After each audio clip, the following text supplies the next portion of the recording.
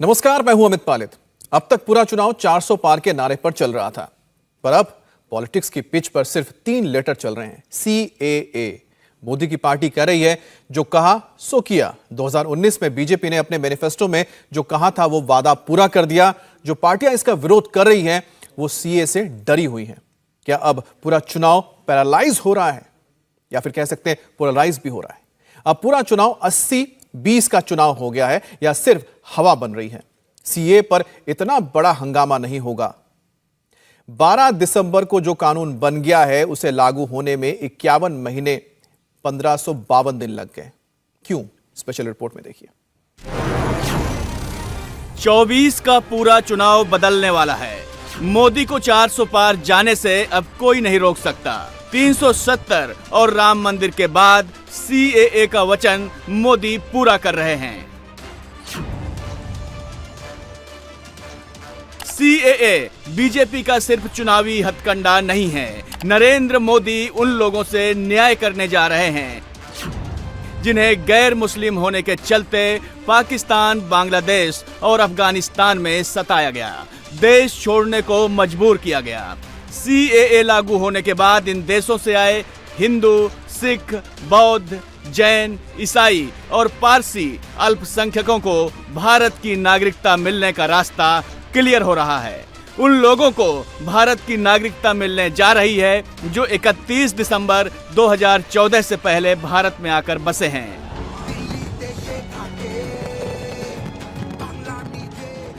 लेकिन मोदी के विरोधी इसे चुनावी चश्मे से देख रहे हैं। वो मुसलमानों को डरा रहे हैं, उन्हें जेल में डाले जाने का डर दिखा रहे हैं, उनकी नागरिकता को खतरा बता रहे हैं कि हमारी शनाख्त को खत्म करने की कोशिश की जा रही है, मस्जिदों को हमसे छीनने की कोशिश की जा रही है, शरीयत पर अमल ना करे, यूनिफॉर्म सिविल कोड की बात की जा रही है, CAA के कानून के रूल्स को बनाकर हमको हमारे ही मुल्क में कागज दिखाने पर मजबूर किया जाएगा।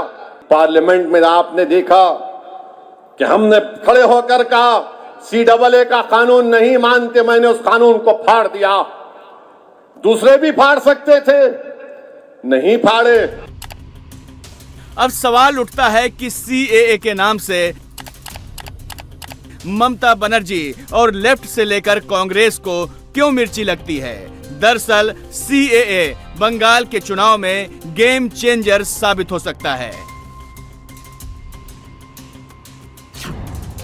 CAA का सबसे ज्यादा इंपैक्ट 2 राज्यों बंगाल और असम में ही पड़ने वाला है। बंगाल में 42 लोकसभा सीट और असम में 14 सीट हैं। इससे 2 राज्यों की 56 सीटों पर चुनावी खेल पूरी तरह से बदल जाएगा। बंगाल में 30% मुसलमान और असम में 40% मुसलमान हैं।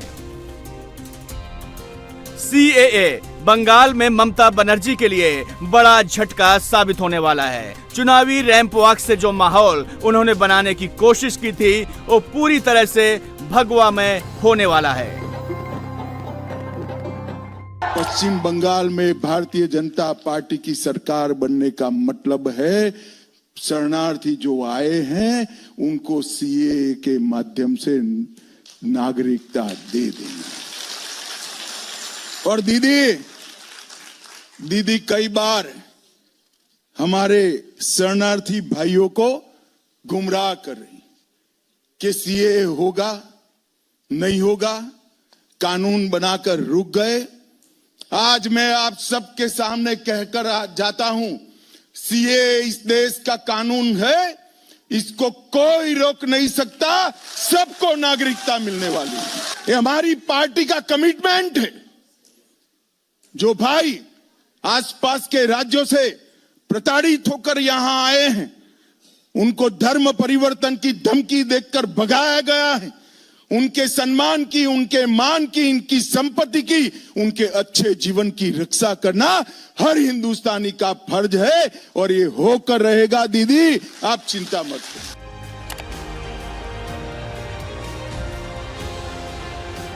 नरेंद्र मोदी पिछले 1 हफ्ते में 3 बार बंगाल का दौरा कर चुके हैं, लेकिन उन्होंने CAA की कोई बात नहीं की। नरेंद्र मोदी के लिए CAA राजनीति का मुद्दा ही नहीं है। विरोधी यही बात समझ नहीं पाते। ममता बनर्जी भी यही बात समझ नहीं पाई।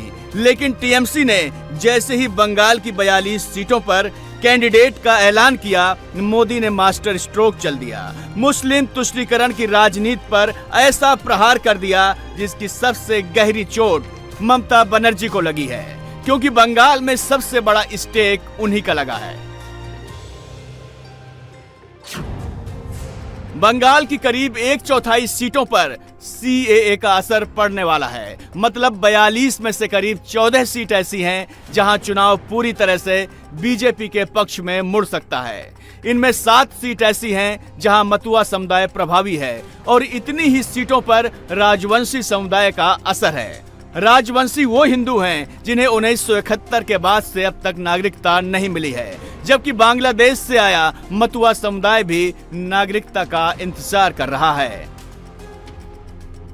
ममता बनर्जी इसीलिए CAA से डरी हुई हैं। उन्हें डर इस बात का है कि बंगाल में उनकी जमीन खिसक जाएगी और जैसे लेफ्ट का 34 साल का राजकाज खत्म हुआ था, वैसे ही उनका भी हो सकता है।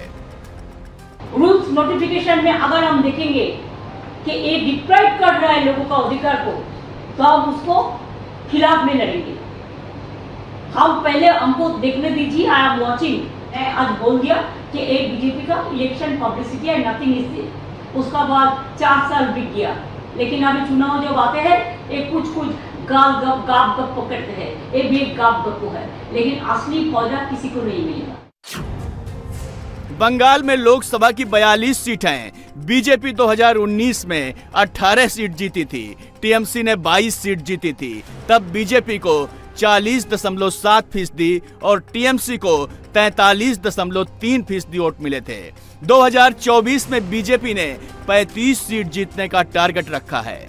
मोदी ने बंगाल में स्ट्राइक रेट बढ़ाकर 85% कर दिया है। CAA आने से इस टारगेट को हासिल करना आसान हो जाएगा।